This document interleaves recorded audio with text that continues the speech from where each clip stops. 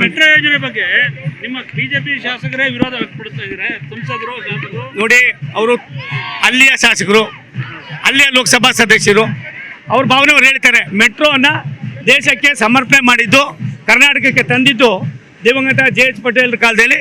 ನಾನೇ ಅವತ್ತು ನಗರಾಭಿವೃದ್ಧಿ ಮಂತ್ರಿ ಆಗಿದ್ದೆ. ಮತ್ತೆ ಎಲ್ಲೋ ಒಂದು ಕಡೆ ಅದೃಷ್ಟ ಇದೆ, ಇವತ್ತು ನಮಗೆ ತುಮಕೂರಿಗೆ ಬಂದು ಲೋಕಸಭಾ ಸದಸ್ಯರು ಮಾಡಿದ್ದೀರಿ. ತುಮಕೂರಿಗೂ ಕೂಡ ರಾಜ್ಯ ಸರ್ಕಾರ ಅದರ ಆಗಬೇಕು ಅನ್ನೋ ಒಂದು ಕಳಿಸಿದೆ. ಇದು ಇವತ್ತು ಅವ್ರಿಗೆ ನಾನು ಇಷ್ಟು ಹೇಳ್ತೀನಿ, ಲೋಕಸಭಾ ಸದಸ್ಯರಿಗೆ ಬೆಂಗಳೂರು ಎಷ್ಟು ಬೆಳಿಬೇಕೋ ಬೆಳೆದೋಗಿದೆ.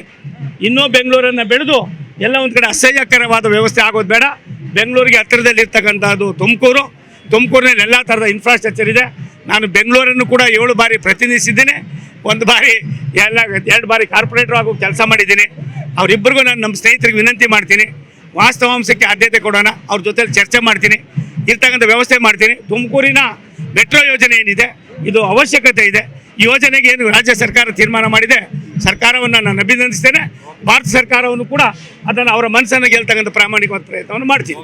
ಮೆಟ್ರೋ ಯೋಜನೆ ಬಗ್ಗೆ ನಿಮ್ಮ ಬಿಜೆಪಿ ಶಾಸಕರೇ ವಿರೋಧ ವ್ಯಕ್ತಪಡಿಸ್ತಾ ಇದ್ದಾರೆ. ಸಂಸದರು ಶಾಸಕರು ನೋಡಿ, ಅವರು ಅಲ್ಲಿಯ ಶಾಸಕರು, ಅಲ್ಲಿಯ ಲೋಕಸಭಾ ಸದಸ್ಯರು ಅವ್ರ ಭಾವನೆಯವರು ಹೇಳ್ತಾರೆ. ಮೆಟ್ರೋನ ದೇಶಕ್ಕೆ ಸಮರ್ಪಣೆ ಮಾಡಿದ್ದು, ಕರ್ನಾಟಕಕ್ಕೆ ತಂದಿದ್ದು ದಿವಂಗತ JH ಪಟೇಲ್ ಕಾಲದಲ್ಲಿ.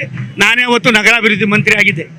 ಮತ್ತೆ ಎಲ್ಲೋ ಒಂದು ಕಡೆ ಅದೃಷ್ಟ ಇದೆ, ಇವತ್ತು ನಮಗೆ ತುಮಕೂರಿಗೆ ಬಂದು ಲೋಕಸಭಾ ಸದಸ್ಯರು ಮಾಡಿದ್ದೀರಿ. ತುಮಕೂರಿಗೂ ಕೂಡ ರಾಜ್ಯ ಸರ್ಕಾರ ಅದರ ಆಗಬೇಕು ಅನ್ನೋ ಒಂದು ಕಳಿಸಿದೆ. ಇದು ಇವತ್ತು ಅವ್ರಿಗೆ ನಾನು ಇಷ್ಟು ಹೇಳ್ತೀನಿ, ಲೋಕಸಭಾ ಸದಸ್ಯರಿಗೆ ಬೆಂಗಳೂರು ಎಷ್ಟು ಬೆಳಿಬೇಕೋ ಬೆಳೆದೋಗಿದೆ. ಇನ್ನೂ ಬೆಂಗಳೂರನ್ನು ಬೆಳೆದು ಎಲ್ಲ ಒಂದು ಕಡೆ ಅಸಹ್ಯಕರವಾದ ವ್ಯವಸ್ಥೆ ಆಗೋದು ಬೇಡ. ಬೆಂಗಳೂರಿಗೆ ಹತ್ತಿರದಲ್ಲಿರ್ತಕ್ಕಂಥದ್ದು ತುಮಕೂರಿನಲ್ಲಿ ಎಲ್ಲ ಥರದ ಇನ್ಫ್ರಾಸ್ಟ್ರಕ್ಚರ್ ಇದೆ. ನಾನು ಬೆಂಗಳೂರನ್ನು ಕೂಡ 7 ಬಾರಿ ಪ್ರತಿನಿಧಿಸಿದ್ದೇನೆ.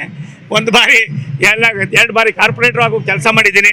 ಅವರಿಬ್ಬರಿಗೂ ನಾನು ನಮ್ಮ ಸ್ನೇಹಿತರಿಗೆ ವಿನಂತಿ ಮಾಡ್ತೀನಿ, ವಾಸ್ತವಾಂಶಕ್ಕೆ ಆದ್ಯತೆ ಕೊಡೋಣ, ಅವ್ರ ಜೊತೆಲಿ ಚರ್ಚೆ ಮಾಡ್ತೀನಿ, ಇರ್ತಕ್ಕಂಥ ವ್ಯವಸ್ಥೆ ಮಾಡ್ತೀನಿ. ತುಮಕೂರಿನ ಮೆಟ್ರೋ ಯೋಜನೆ ಏನಿದೆ ಇದು ಅವಶ್ಯಕತೆ ಇದೆ.